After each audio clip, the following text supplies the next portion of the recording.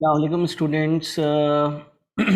इस लेक्चर में मैं ब्रीफली आप लोगों के साथ जो है वो कुछ सेल्स और कैश सेल्स और क्रेडिट सेल्स वगैरह से रेलेवेंट और रिसीवेबल से रेलेवेंट कुछ बातें करना चाहूँगा। इस तरह की जो ट्रीटमेंट्स जो आज हम डिस्कस कर रहे हैं, इस तरह की ट्रीटमेंट्स आपके जो बजटिंग के सवाल है उसमें बड़ी कॉमनली पूछी जाती है और कुछ डेटा है आपके सामने, इससे रेलेवेंट मैं आपसे कुछ डिस्कस करना चाहता हूँ। देखिए, मैंने एक टेबल बनाया है और मैंने लिखा है कि अगस्त 2009 में सेल्स थी 7.5 मिलियन, सितंबर में 7 मिलियन, अक्टूबर, नवंबर, दिसंबर और जनवरी की सेल्स है। साथ में सवाल में लिखा हुआ है cash sales is 20% of total sales. जो आपकी कैश सेल्स है वो टोटल सेल्स का 20% है। All debtors are allowed 45 days credit and are expected to settle promptly. सारे डेटर्स को आप 45 दिन का उधार दोगे और वो उसके बाद प्रॉम्प्टली पे ऑफ कर देंगे। रिक्वायरमेंट में मैंने लिखा है compute the receipts from cash and credit sales for the month of October, November and December. अक्टूबर, नवंबर और दिसंबर में कैश और क्रेडिट सेल से जो रिसीविंग होगी, जो पैसा मिलेगा, वो आप बताएं। अब इस सिनेरियो के हिसाब से मैं बहुत सारी चीज़ें रेलेवेंट डिस्कस करूँगा। सबसे पहला काम तो मैं ये करता हूँ कि मैं अगस्त, बल्कि यहाँ पे लिख लेते हैं, हमारे पास अगस्त, सितंबर, अक्टूबर, नवंबर, दिसंबर और जनवरी के महीने, हमें इनकी टोटल सेल्स दी हुई है। और टोटल सेल्स कितनी है? टोटल सेल्स जो है 7500007.5 मिलियन,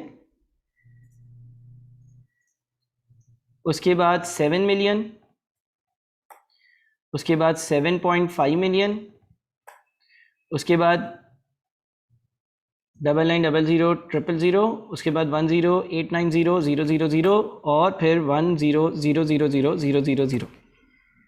देखें, इस सेल्स में दो हैं, एक कैश सेल्स है। कैश सेल्स जो है वो 20% है। What is cash sales? Cash sales वो सेल्स होती है जिसका पैसा आपको उसी वक्त मिल जाता है। यानी कि अगस्त में 7.5 मिलियन की अगर चीज़ें बेची हैं तो 20% पैसा उस ही वक्त यानी कि अगस्त में ही मिल जाएगा। कैश सेल्स की डबल एंट्री होती है, कैश या बैंक अकाउंट डेबिट और सेल्स क्रेडिट। इसी तरह से सितंबर में 7 मिलियन की चीज़ें बेची हैं, 20% पैसा उसी वक्त मिल जाएगा। अक्टूबर में 7.5 मिलियन की चीज़ें बेची हैं, 20% पैसा उसी वक्त मिल जाएगा। नवंबर में 9.9 मिलियन की चीज़ें बेची हैं, 20% पैसा उसी वक्त मिल जाएगा। दिसंबर में 108900000 की चीज़ें बेची हैं, 20% पैसा उसी वक्त रिसीव हो जाएगा। और जनवरी में अगर मैंने 10 मिलियन की चीज़ें बेची हैं तो उसका 20% यानी कि 2 मिलियन रुपए उस ही वक्त रिसीव हो जाएंगे। कैश सेल्स में पैसा उस ही वक्त रिसीव हो जाता है। जबकि अगर हम क्रेडिट सेल्स की बात करते हैं तो क्योंकि कैश सेल्स 20% है तो क्रेडिट सेल्स 80% होगी।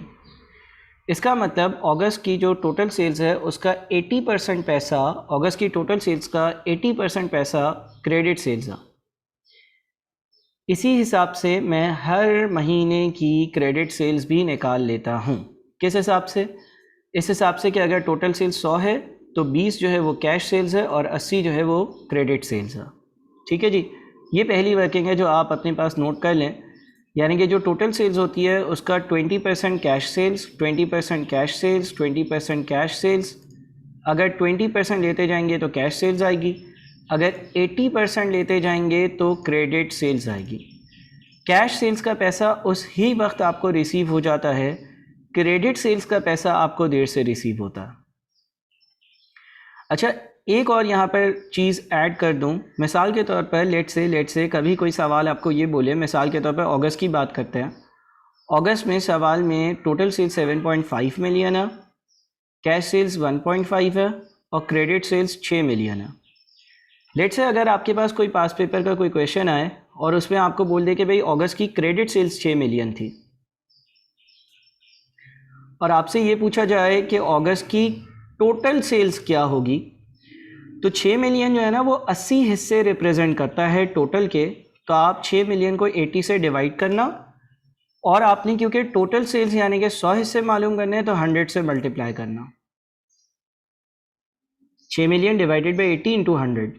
ठीक है, तो इस तरह की भी कोई सिनेरियो इस तरह का भी आ सकता है। अच्छा, अब ये जो दूसरी बात लिखी हुई है, all debtors are allowed 45 days credit and are expected to pay to settle promptly, इसका क्या मतलब है? ज़रा गौर से सुनिएगा। मैं यहाँ पर लिखता हूँ 1 अगस्त, 2 अगस्त, 3 अगस्त, ठीक है, 1 अगस्त, 2 अगस्त, 3 अगस्त, 4 अगस्त, और ये आपके पास ऑल्दो 31 अगस्त तक दिन होते हैं, लेकिन हम जनरली फाइनेंशियल मैनेजमेंट में हर महीना 30 का एज्यूम कर देते हैं, तो हम ये एज्यूम करते हैं कि भाई 30 दिन है अगस्त में। अब देखें यहाँ पर मैं एक और डेट लिखता हूँ। देखिए, अगर मैं 45 डेज़ अपने कस्टमर्स को अलाउ कर रहा हूँ, अगर मैं अपने कस्टमर्स को बोल रहा हूँ कि 45 दिन बाद पैसे देना, तो 1 अगस्त को जिसको चीज़ें मैंने बेची होंगी, आई रिपीट, जिसको मैंने 1 अगस्त वाले दिन चीज़ें बेची होंगी, वो मुझे पैसे कब देगा? वो मुझे पैसे देगा 16 सितंबर को। जिसको मैंने 2 अगस्त वाले दिन चीज़ें बेची होंगी, वो पैसे कब देगा? 17 सितंबर को। जिसको मैंने 3 अगस्त वाले दिन चीज़ें बेची होंगी, वो कब पैसे देगा? 18 सितंबर को। तो इसका मतलब ये हो गया कि जब मैं पैसे रिसीव करूंगा ना, एक मिनट, पैसे रिसीव करूंगा तो वो कैसे होंगे? मैं यहाँ पर यह आपके सामने डेट्स लिख रहा हूँ सारी।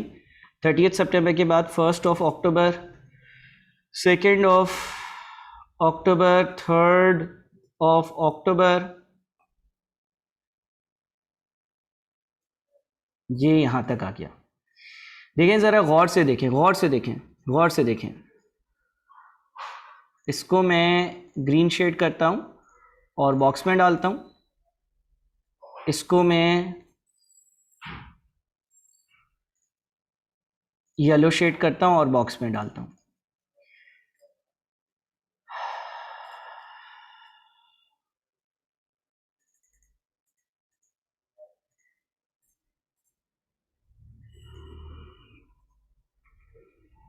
देखें, ज़रा गौर से सुने। आपने जिसको 1 अगस्त को चीज़ें बेची होंगी ना, वो आपको 16 सितंबर को यानी कि 45 दिन बाद पैसे देगा, ऐसा लिखा है बिल्कुल। जिसको आपने 2 अक्टूबर को चीज़ें बेची होंगी, जिसको आपने 2 अक्टूबर को चीज़ें बेची होंगी, एक मिनट दीजिएगा ज़रा, मैं अपना व्हाट्सएप म्यूट कर लूँ।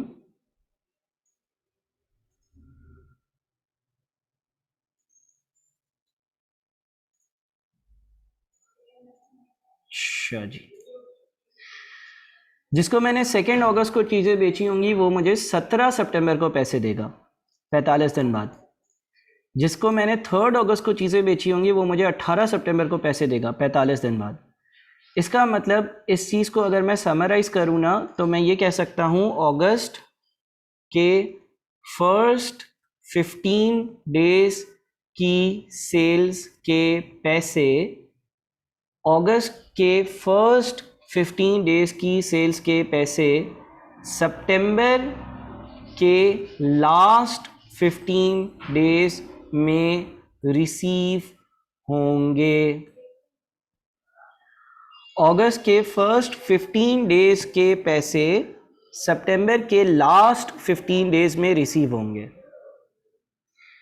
इसी तरह से क्योंकि 45 दिन बाद पेमेंट होती है, तो 16 अगस्त वाले लोग मुझे 1 अक्टूबर को पैसे देंगे, 17 अगस्त वाले लोग मुझे 2 अक्टूबर को पैसे देंगे, यानी कि अगस्त के लास्ट 15 डेज की सेल्स के पैसे, अगस्त के लास्ट 15 डेज की सेल्स के पैसे अक्टूबर के फर्स्ट 15 डेज में रिसीव होंगे। ठीक है। अच्छा, अब इस हिसाब से अगर देखें, अगस्त में मैंने 7.5 मिलियन की सेल्स करी, 1.5 मिलियन तो कैश सेल्स थी, ये पैसे अगस्त में ही मिल गए। बाकी थी क्रेडिट सेल्स 6 मिलियन की, पूरे अगस्त के महीने की। तो अगर पूरे अगस्त के महीने की जो क्रेडिट सेल्स थी वो 6 मिलियन थी, अगर पूरे महीने की सेल्स 6 मिलियन थी, तो मैं इसको 30 से डिवाइड करता हूँ क्योंकि अगस्त में 30 दिन है सर, 31 होते हैं। फाइनेंशियल मैनेजमेंट में सिंप्लिसिटी के लिए हम एज्यूम करते हैं जनरली कि एक महीने में 30 दिन होंगे, चाहे 2800, 2900, 3000, 3100, 3200। तो 6 मिलियन को जब मैं 30 से डिवाइड करूंगा तो मुझे ये पता चल जाएगा कि ऑन एन एवरेज एक दिन में मैं कितनी सेल्स करता हूं। और 1 अगस्त से 15 अगस्त यानी कि 15 दिन की सेल्स अगर मुझे मालूम करनी है तो मैं 15 से मल्टीप्लाई कर दूंगा, तो मुझे ये पता चल जाएगा कि 1 अगस्त से लेकर 15 अगस्त के बीच में कितनी सेल्स करी। तो 6 million divided by 30 multiplied by 15, 6 million divided by 30 multiplied by 15, 3 million. ये 3 मिलियन की जो सेल्स हुई यानी ये 1 अगस्त टू 15 अगस्त के बीच हुई है। इसकी रिसीविंग 16 सितंबर टू 30 सितंबर के बीच होगी। इसी तरह से 6 मिलियन अगस्त की पूरी सेल्स है, इसको मैंने 30 से डिवाइड किया और 15 से मल्टीप्लाई किया। 6 मिलियन पूरे अगस्त की सेल्स है, 30 से डिवाइड किया, एक दिन की सेल्स आ गई। 15 से मल्टीप्लाई किया अगस्त के आखिरी 15 दिन की सेल्स को निकालने के लिए, यानी कि ये भी 3 मिलियन बना। यानी कि ये क्या है, ये जो 3 मिलियन है ये सेल्स है कब से कब तक की, ये सेल्स है 16 ऑफ अगस्त टू 30 अगस्त के बीच की। ये पैसा रिसीव कब होगा, 1 अक्टूबर टू 15 अक्टूबर के बीच। ये चीज़ अगर आपने समझ ली ना जो मैंने अभी करी है, तो आप समझ लें आपको बहुत चीज़ें आ गई और मेरा इस वीडियो का पर्पस पूरा हो गया। ठीक है, देखें 6 मिलियन की टोटल क्रेडिट सेल्स थी, 30 दिन की, 30 से डिवाइड किया, एक दिन की क्रेडिट सेल्स आई। 15 से मल्टीप्लाई किया, 15 दिन की क्रेडिट सेल्स आ गई 1 अगस्त से 15 अगस्त के बीच की, और उसकी रिसीविंग 16 सितंबर से 30 सितंबर के बीच में होगी। 16 अगस्त से 30 अगस्त के बीच की सेल्स जो है वो निकालने के लिए भी सेम चीज़ अप्लाई करी, और ये रिसीविंग 1 अक्टूबर से 15 अक्टूबर के बीच में होगी। तो इसका मतलब ये हो गया कि इन कंक्लूजन मैं ये कह सकता हूँ अगस्त के फर्स्ट 15 डेज़ के सेल्स के पैसे सितंबर के लास्ट 15 डेज़ में रिसीव होंगे। अगस्त के लास्ट 15 डेज़ की सेल्स के पैसे अक्टूबर के फर्स्ट 15 डेज़ में रिसीव होंगे। इसी तरह से सितंबर है, देखिए सितंबर की टोटल सेल्स कितनी है, 5.6 मिलियन। मैं यहाँ पर एक काम करता हूँ ना, लिख देता हूँ 1 सितंबर, 2 सितंबर, 3 सितंबर, और इसको मैं 30 सितंबर तक ले जाता हूँ।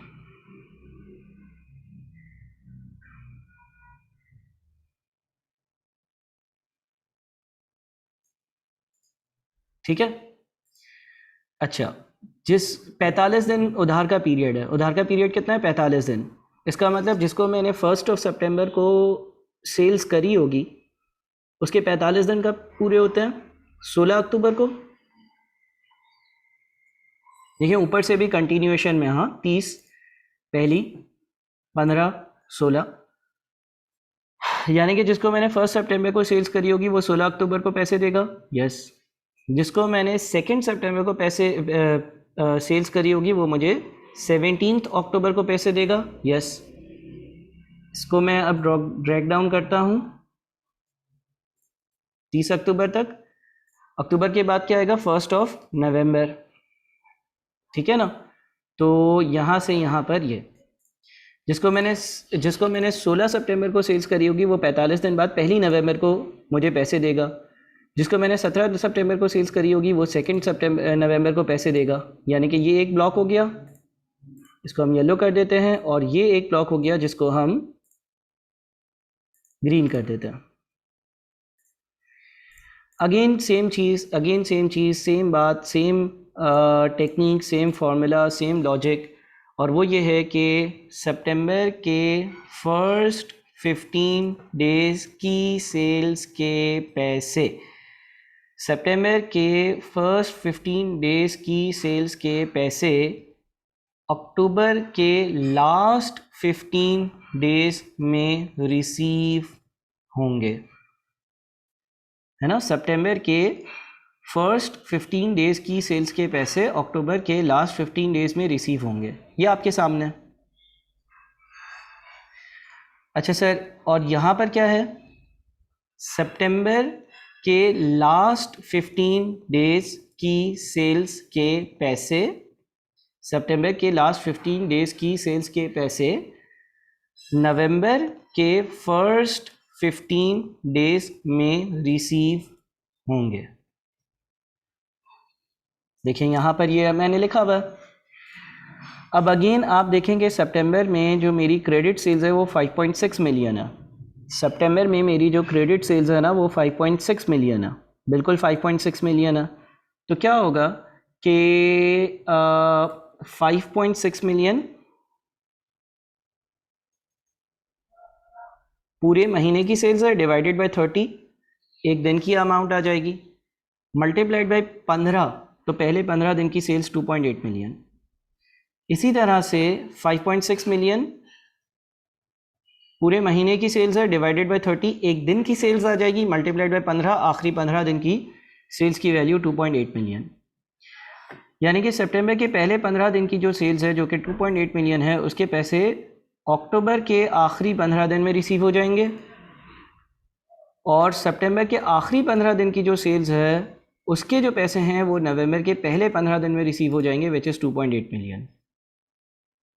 ठीक है, देखिए ये चीज़ अगर आपको समझ में आ गई ना, ये चीज़ आपको समझ में आ गई तो आपकी ज़िंदगी बहुत आसान हो जाएगी और आप जन्नत में आ जाओगे बजटिंग के हवाले से। 2.8 मिलियन कैसे या है क्या?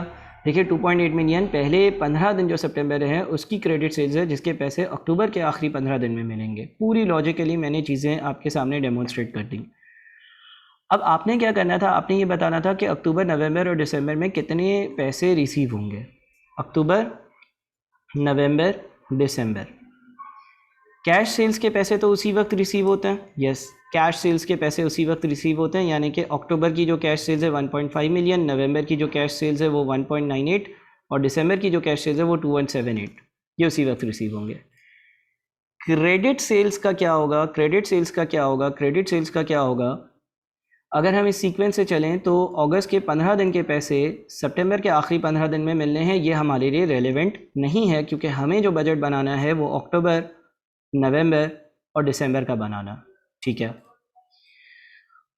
अगस्त के आखिरी 15 दिन के पैसे, अगस्त के आखिरी 15 दिन के पैसे, अगस्त के आखिरी 15 दिन के पैसे मुझे अक्टूबर के पहले 15 दिन में रिसीव होंगे। तो मैं यहाँ पे लिखता हूँ कि जो सेल्स मैंने 16 अगस्त टू 30 अगस्त के बीच में करी थी, उसकी रिसीविंग कब होगी? 1 अक्टूबर टू 15 अक्टूबर के बीच। एग्रीड? और हम सीधा सीधा इसको एक तो यहाँ से भी पिक कर सकते हैं कि भाई ये 3 मिलियन का अमाउंट है। दूसरी बात ये है कि यार देखो ये अगस्त की जो क्रेडिट सेल्स है ना वो ये 6 मिलियन है। 6 मिलियन के दो हिस्से हैं। 6 मिलियन अगस्त के 30 दिन की सेल्स है, जिसमें से पहले 15 दिन की सेल्स के पैसे रिसीव होंगे सितंबर में रिसीव होंगे सितंबर के आखिरी 15 दिन में, और अगस्त के आखिरी 15 दिन के पैसे अक्टूबर के पहले 15 दिन में रिसीव होंगे। तो सिंपली इसको 2 से डिवाइड कर दो। 6 मिलियन के दो हिस्से, एक हिस्सा वो है जो सितंबर में मिलेगा, दूसरा हिस्सा वो है जो अक्टूबर में मिलेगा, तो 3 मिलियन हो गया। इसी तरह से 1 सितंबर टू 15 सितंबर वाली जो सेल्स है उसके पैसे कब मिलेंगे? 15 दिन 45 दिन बाद। 1 सितंबर के हो गए आपके पास 15 दिन, अगर 45 दिन अगर ऐड करते हो तो 16 अक्टूबर, 16 अक्टूबर टू 30 अक्टूबर। यानी कि क्या करें, देखिए ये जो सितंबर की क्रेडिट सेल्स है, सितंबर की जो क्रेडिट सेल्स है, सितंबर की पहले 15 दिन की सेल्स के पैसे अक्टूबर के आखिरी 15 दिन में रिसीव हुए होंगे, और सितंबर के आखिरी 15 दिन के पैसे नवंबर के पहले 15 दिन में रिसीव होंगे। तो इसकी को डिवाइडेड बाय 2 कर दो, रादर देन के 30 से डिवाइड करो और 15 से मल्टीप्लाई करो, एक ही बात है ना, 2.8 मिलियन, जो आपका आंसर यहाँ पर आ रहा था। आप इसको और इसको ज़रा कंपेयर करें। दो तरीके हैं ना कैलकुलेट करने के। आपने एक तो सितंबर की सेल्स के 30 हिस्से किए और 15 हिस्से अक्टूबर में मिलने 15 से मल्टीप्लाई किया। दूसरा ये है कि सितंबर की सेल्स के 2 हिस्से कर दिए, एक 15 दिन वाला हिस्सा जो अक्टूबर में मिलेगा, एक 15 दिन वाला हिस्सा जो नवंबर में मिलेगा। इसी तरह से 16 सितंबर टू 30 सितंबर, ये पैसे कब रिसीव होंगे? सितंबर के आखिरी 15 दिन के जो पैसे हैं 16 सितंबर वाले रिसीव हो रहे होंगे 1 नवंबर को, 17 सितंबर वाले रिसीव हो रहे होंगे 2 नवंबर को, तो 1 नवंबर टू 15 नवंबर। ठीक है जी। तो अब नवंबर में क्या रिसीविंग होगी, नवंबर में जो रिसीविंग होगी वो निकालने के लिए आप सितंबर को 2 से डिवाइड कर दो, 2.8 मिलियन। आखिरी 15 दिन जो है सितंबर के, उसके पैसे नवंबर में रिसीव होंगे। इसी तरह से फिर आता है सितंबर के बाद अक्टूबर, यानी कि 1 अक्टूबर टू 15 अक्टूबर वाले जो पैसे हैं वो कब रिसीव होंगे, वो रिसीव होंगे 16 नवंबर टू 30 नवंबर के बीच। ठीक है, यानी कि आप क्या करो कि अक्टूबर की जो क्रेडिट सेल्स है उसके 2 हिस्से कर दो, एक हिस्सा नवंबर के आखिरी 15 दिन में मिलना है और दूसरा दिसंबर के पहले 15 दिन में, तो 3 मिलियन हो गया। इसी तरह से 16 अक्टूबर टू 30 अक्टूबर जो 15 दिन बनते हैं उसके पैसे आपको 1 दिसंबर टू 15 दिसंबर में मिलना है। तो अगेन आप क्या कर दो कि अक्टूबर की जो टोटल अमाउंट है इसको 2 से डिवाइड कर दो, एक हिस्सा आपको नवंबर में मिल गया है और एक हिस्सा आपको दिसंबर में मिलेगा, 3 मिलियन। इसी तरह से 1 नवंबर टू 15 नवंबर वाले पैसे आपको मिलेंगे कब, 16 दिसंबर टू 30 दिसंबर में। यानी कि अगेन आप नवंबर की जो टोटल सेल्स की अमाउंट, क्रेडिट सेल्स की अमाउंट है उसको 2 से डिवाइड कर दो, 3960। तो ये कहानी अगर आपने समझ ली तो आपका बहुत बहुत बहुत बेहतरीन काम हो जाएगा।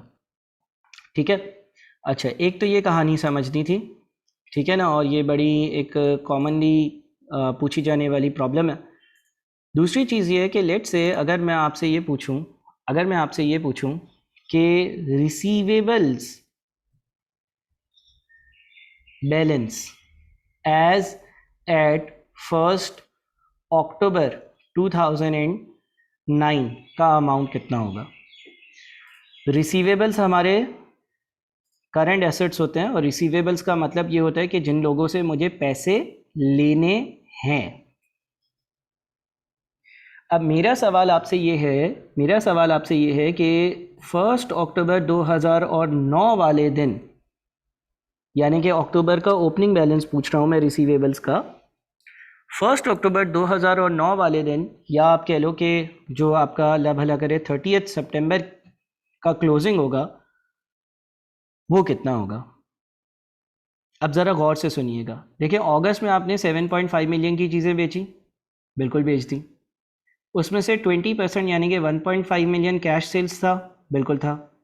कैश सेल्स उसी वक्त मिल जाता है, बिल्कुल मिल जाता है। क्रेडिट सेल्स कितना था, क्रेडिट सेल्स था 6 मिलियन, यानी कि आपने अगस्त में 6 मिलियन रुपए की क्रेडिट सेल्स करी थी।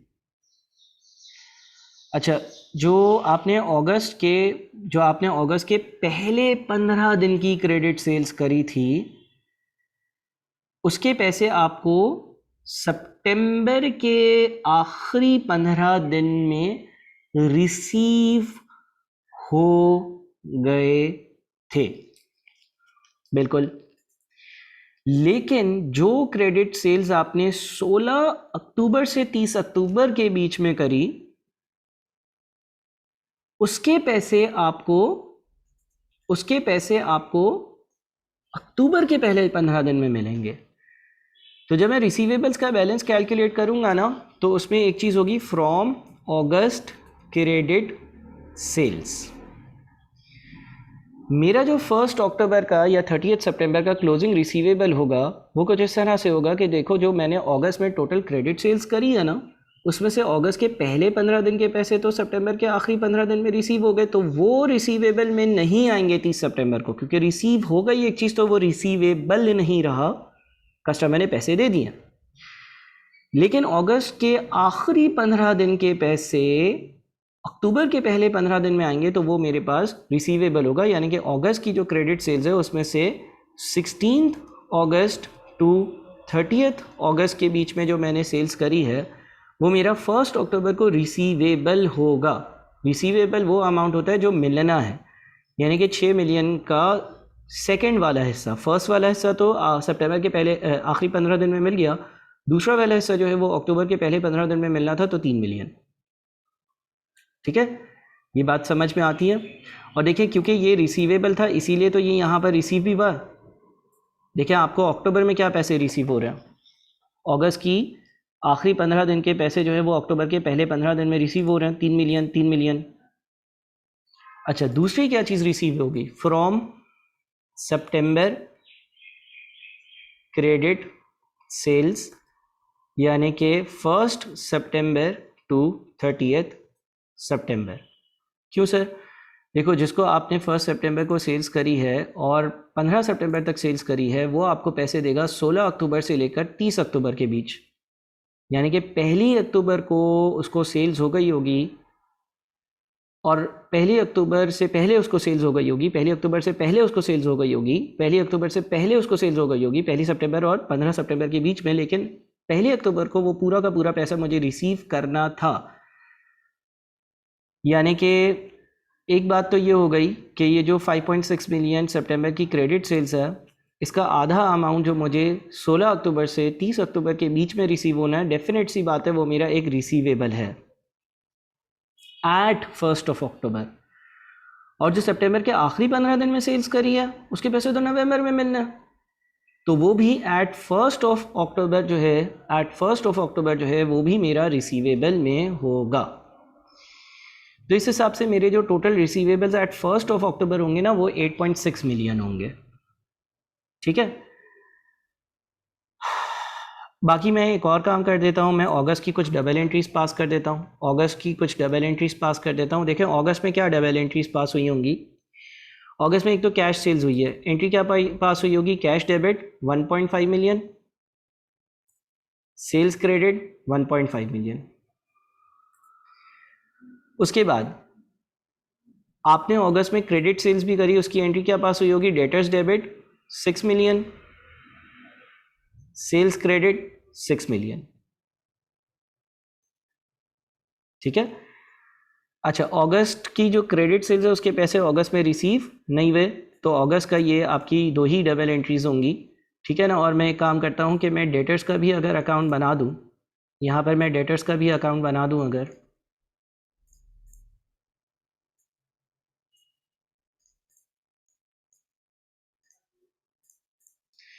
तो डेटर डेबिट सेल्स क्रेडिट, यानी कि यहाँ पर सेल्स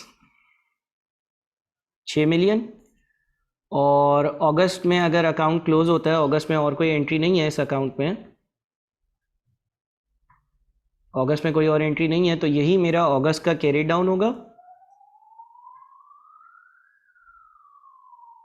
मैं बना क्या रहा हूँ, मैं डेटर्स का अकाउंट बना रहा हूँ, और ये ब्रॉड डाउन आ जाएगा मेरा 1 सितंबर वाले दिन, जो कि 6 मिलियन होगा। फिर सितंबर में क्या डबल एंट्रीज पास होंगी, सितंबर में कैश सेल्स कितनी हैं, 1.4 मिलियन, तो cash debit 1.4 million, sales credit 1.4 million. सितंबर में आपने क्रेडिट सेल्स करी, क्रेडिट सेल्स कितने की करी, 5.6 मिलियन की। क्रेडिट सेल्स की डबल एंट्री क्या पास होती है, क्रेडिट सेल्स की डबल एंट्री पास होती है debtor debit 5.6 million, sales credit 5.6 million. T account में कहाँ रिकॉर्ड करते हैं, यहाँ पर सेल्स रिकॉर्ड होती है 5.6 मिलियन। क्या सितंबर में कोई रिसीविंग हुई, अगस्त के पहले 15 दिन, अगस्त के पहले 15 दिन, अगस्त के पहले 15 दिन, अगस्त के पहले 15 दिन की क्रेडिट सेल्स सितंबर के आखिरी 15 दिन में उसकी रिसीविंग हुई है, यानी कि टोटल अगस्त की सेल्स जो 6 मिलियन थी उसका आधा अमाउंट रिसीव हुआ है, विच मीन्स कैश डेबिट और डेटर क्रेडिट, और 6 मिलियन का आधा अमाउंट, 6 मिलियन यानी कि जो अगस्त की सेल्स थी उसका आधा 3 मिलियन बनता है, 3 मिलियन रिसीव हुआ, तो यहाँ पर कैश 3 मिलियन। सर आधा क्यों रिसीव हुआ, बाकी आधा कब रिसीव होगा, अगस्त के सेल्स का बाकी आधा अक्टूबर के पहले 15 दिन में रिसीव होगा। तो अब कैरी डाउन निकाल लेते हैं, सितंबर का जो कैरी डाउन आ रहा है कैसे आएगा, ये मैंने डेबिट साइड का टोटल किया, यही टोटल 116,000,000 यहाँ पर भी आना चाहिए, और ये as a balancing figure 8.6 million आता है। ठीक है, और ये आपके पास जो ब्रॉड डाउन होगा वो कब का होगा, अक्टूबर का ब्रॉड डाउन कितना होगा, 8.6 मिलियन। देखें, ये करने की ज़रूरत ये थी मैं इसको इससे मैच करवा दूँ, इसको इससे मैच करवा दूँ। और इस 8.6 मिलियन के दो कंपोनेंट्स हैं। जो सेल्स मैंने सितंबर में करी है 5.6 मिलियन की, उसका पूरा का पूरा पैसा सितंबर में रिसीव ही नहीं हुआ, या तो वो अक्टूबर में होगा या तो वो नवंबर में होगा, वो ये रहा। और जो सेल्स मैंने अगस्त में करी थी उसका 3 मिलियन सितंबर में मिल गया है, बकाया 3 मिलियन बाकी है। तो इस लेक्चर को बड़े अच्छे से देखें, इस सवाल को बड़े अच्छे से देखें, इससे आपके बहुत कॉन्सेप्ट्स क्लियर होंगे। मैंने एक छोटी सी एग्जांपल के ज़रिए ये सारी चीज़ें इसलिए समझाई हैं क्योंकि ये एग्ज़ाम की एक कॉमन ट्रीटमेंट है और आप लोगों को ये ट्रीटमेंट आनी चाहिए। मैंने डेज़ के हिसाब से चीज़ों को ब्रेकअप किया है, मैंने डबल एंट्रीज पास की हैं, मैंने डेटर्स का अकाउंट बनाया है, मैंने रिसीवेबल्स के बैलेंस लिखे हैं, मैंने हर चीज़ आपको कर दी है। काइंडली इसको बहुत अच्छे से देखिएगा, आराम से देखिएगा और कवर करिएगा।